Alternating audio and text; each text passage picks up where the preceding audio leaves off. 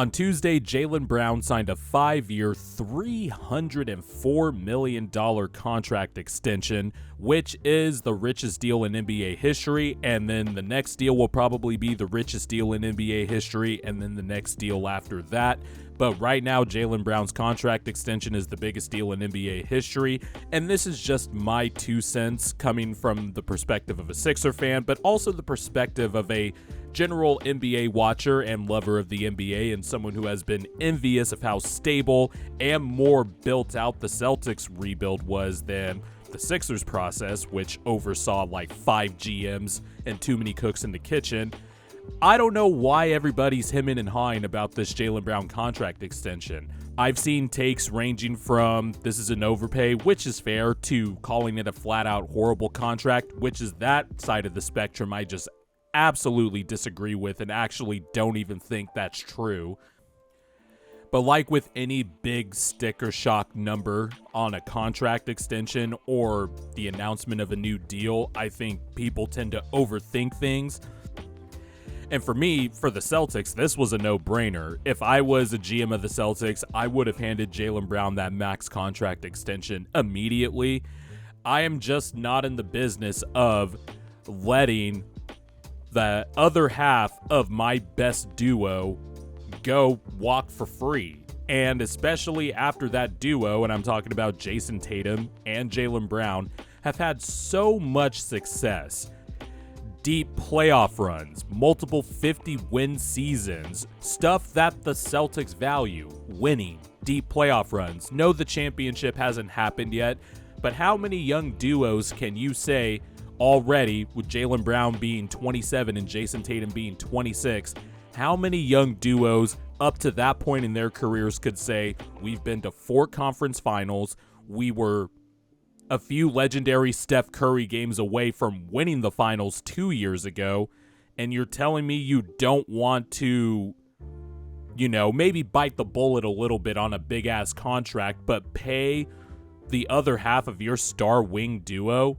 Yeah, the skill sets between Jayson Tatum and Jaylen Brown overlap a little bit, but not that much. And especially when this duo is still getting better. Like every year, Jayson Tatum and Jaylen Brown have gotten better. Well, Jaylen Brown, he kind of had a slight down year last season, but this year he had career highs across the board. Points, field goals, rebounding. Yeah, there are 2 major things Jaylen Brown will need to work on, especially now that Marcus Smart is gone. Jaylen Brown is going to have to be a better passer. He just is. He is just basically a net 0 in terms of assist to turnover ratio. And yeah, there are still issues for when there are just games where Jaylen Brown will just turn the ball over a lot because he's loose with the handle. But then he'll have games like Game 6 in Miami, where in a must-win game, Jaylen Brown has an efficient 24-6-6. Or when the Celtics were fucking around and letting the Hawks hang around in the first-round series for too long, Jaylen Brown closed out the Hawks with 35 points in Game 6 in his hometown of Atlanta.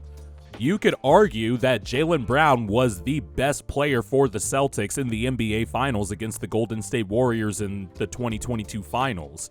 Like, Jaylen Brown is a good player, and because Jaylen Brown is a scorer first, people, especially, and I don't want to typecast, but people who lean more towards analytics, they just don't like scores, and Jaylen Brown is no exception. So people will come up with crazy things like, what Zach Lowe said on his podcast recently about how he talked to executives around the league, and people ranked Jaylen Brown as low as the Celtics' 5th best player, which is fucking insane to me. Like, what are we doing, people? Jaylen Brown has proven repeatedly that he is a 16-game player, which is the most important thing. That's what we fucking play the games for, is to compete for a championship. And you're telling me not to pay the other half of the star duo that has led me to this amount of success? Yeah, they haven't won a championship. Yeah, it was probably time for the Celtics to make some tweaks. And yeah, I still have some questions about the Celtics' tendency to literally forget how to play basketball in the last 5 minutes of a game. But the Celtics, regardless, have still had all the success. It's what teams like the Pistons and the Rockets are trying to do right now. find the guy, and hopefully you find two guys, and then you build out the roster. No, nothing's going to be perfect. Jaylen Brown and Jayson Tatum aren't perfect fits for each other, but they fit around each other well enough. They've had multiple chances at multiple playoff runs.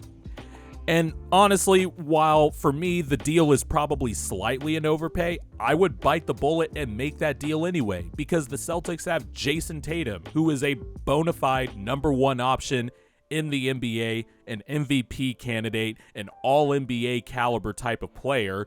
If my number one was shaky, like if, and Sam Vecini actually brought up this point, but if your number one was somebody like Ja Morant, who you're still not kind of sure if he can be the best guy on a championship team, you have proof of concept with Jayson Tatum.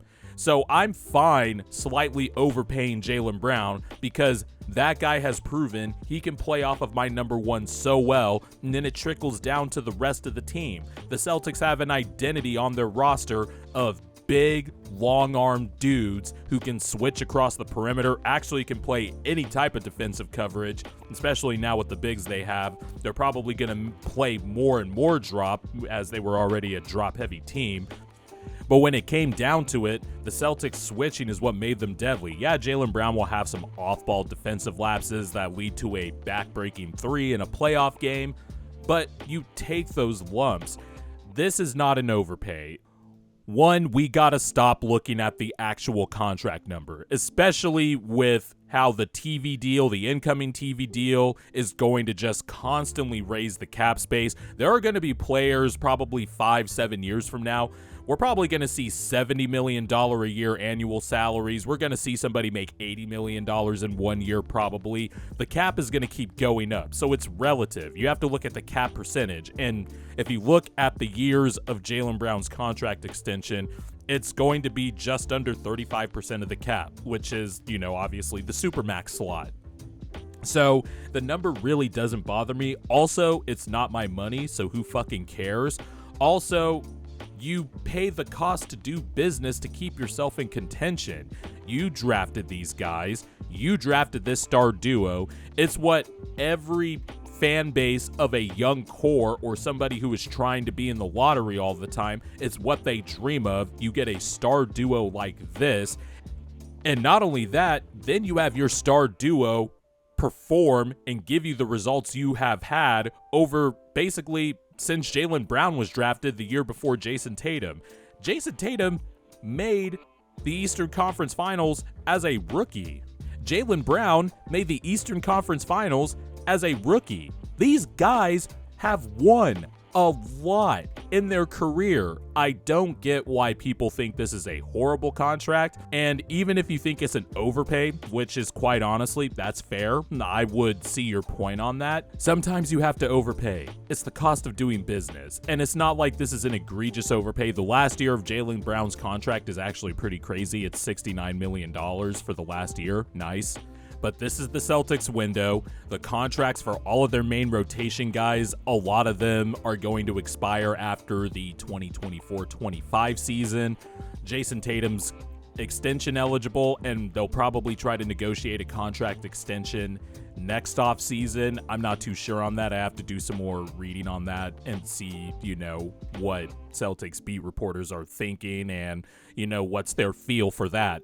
But you had to do this. And it's not one of those, oh, so you're just going to pay them because you had to do it, so now you're trapped in that kind of logic. No, you pay him because Jaylen Brown is a damn good player, an all-NBA caliber player, and has proven over and over and over and over again that he can play off of your number one, who is a top 7 player in the NBA. And he has had big playoff games, and he is not scared in the playoffs, and he shows up when it matters. Yeah, he'll probably have some stinker playoff games where he has like 8 turnovers, but as far as second options and second star players go, I'm totally fine with this deal. And the Celtics had to do it because they've made multiple deep playoff runs before. They have had an enormous amount of success, and you just don't ignore that and throw it away.